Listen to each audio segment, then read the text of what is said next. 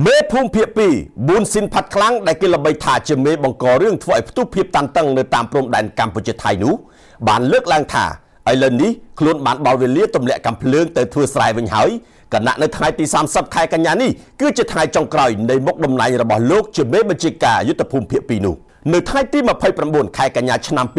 2025សាកលវិទ្យាល័យមហាសារខំកំពុងតែរៀបចំប្រកាសសញ្ញាបត្របណ្ឌិតកិត្តិយសផ្នែកវិស្វកម្មជូនដល់លោកប៊ុនស៊ីនផាត់ខ្លាំងសញ្ញាបត្រនេះគឺជាបណ្ឌិតកិត្តិយសផ្នែកវិស្វកម្មមេកានិកគណៈដែលលោកបានបញ្ចប់បរិញ្ញាបត្រផ្នែកវិស្វកម្មមេកានិកពីរាជបណ្ឌិតសភាយោធាជូឡាឈុំខ្លៅ Royal Military Academy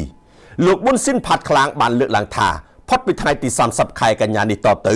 លោកនឹងប្រកួតតំណែងជាផ្លូវការទៅឲ្យមេបញ្ជាការយុទ្ធភូមិភាគទី2ថ្មីហើយហេតុដូច្នេះនៅវេលានេះលោកបដិសេធមិនផ្ដល់បទពិសោធន៍តាក់ទងទៅនឹងព្រំដែនកម្ពុជាថៃតទៅទៀតទេព្រោះវាជាបន្ទុករបស់មេបញ្ជាការភូមិភាគ2ថ្មីនិងកងទ័ពភូមិន្ទថៃ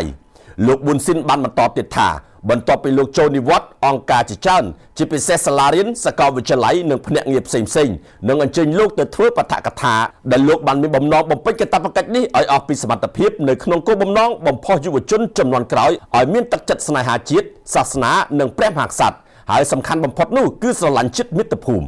ជាការពិតរឿងស្រឡាញ់ជាតិមាតុភូមិគឺជារឿងត្រឹមត្រូវសម្រាប់ជាតិសាសន៍នីមួយៗប៉ុន្តែសូមស្រឡាញ់តែទឹកដីស្របច្បាប់របស់ខ្លួនទៅកុំមកឈ្លានពានទឹកដីគេដូចអំឡុងពេលនេះអីជាចុងក្រោយលោកប៊ុនស៊ីនផាត់ខ្លាំងក៏បាននិយាយលាពីតំណែងមេភូមិភាគ2របស់ខ្លួនបែបនេះថាក្រោយថ្ងៃទី30ខែកញ្ញាខ្ញុំនឹងដាក់កាំភ្លើងចុះប្រគល់កាបូបស្ពីរបស់ខ្ញុំរួចចាប់យកកណ្ដៀរទៅច្រូតស្រូវវិញហើយសូមបញ្ជាក់ថានៅក្នុងពេលថ្មីនេះលោកប៊ុនស៊ីនផាត់ខ្លាំងត្រូវបានព្រះមហាក្សត្រមហាវចរាលង្កនតែងតាំងឲ្យធ្វើជាអង្គរៈពិសេសរបស់ព្រះអង្គហើយតួនាទីជាអង្គរៈអាវមាសនេះនឹងត្រូវលោកប៊ុនស៊ីនផាត់ខ្លាំងទទួលអនុវត្តជាផ្លូវការចាប់ពីថ្ងៃទី1ខែតុលាស្អែកនេះតទៅហើយ